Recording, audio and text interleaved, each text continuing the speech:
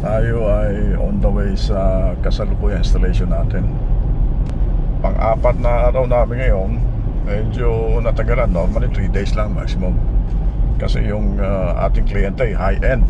Napakaganda ng bahay. So ayaw kong madaliin. Sabi ko sa aking technical team ay ayusin natin na maigi dahil kliyente natin hindi basta-basta. Pero ang gagawin namin ngayon ay commissioning na lang.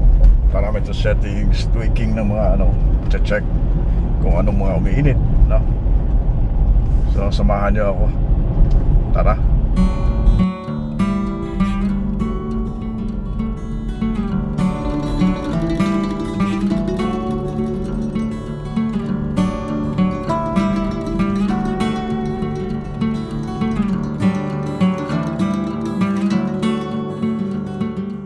Konti-konti na lang namin tinatapos at buong bahay na ito ay tatakbo na sa solar.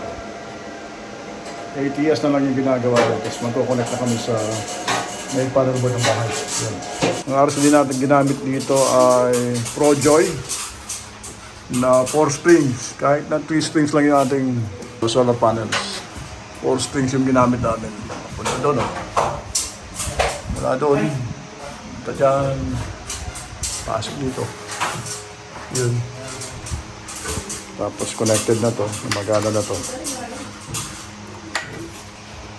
So doon pumasok, galing sa taas ng boom.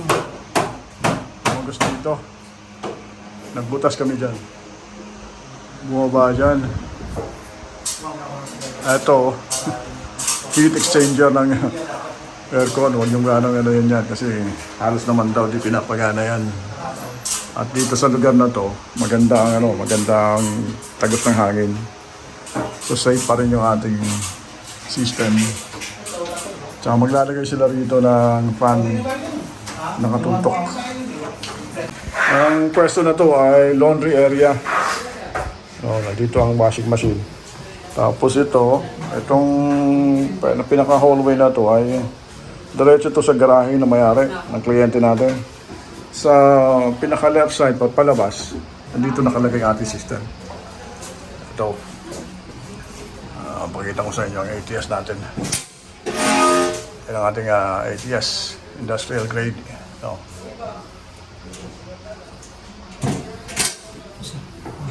Tapos, industrial grade din yung ating cable tray. 2 baterya. Ating inverter, flash power. Power talaga. Ang ating safety devices, 12 kilowatt na inverter. Gamit tayo ng 160. Nakaparallel ang 2 baterya. Hindi na kami gumamit ng bus bar. 3 strings. 2 ISO switch kasi sa isang isolator switch, PV isolator switch ay kaya ng 2 string.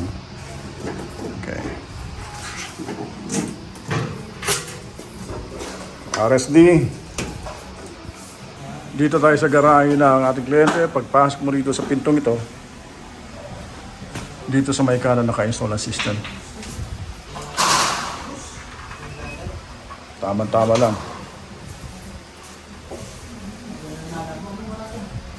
Ang ating kliyente ay nagbukas na ng 3 aircon.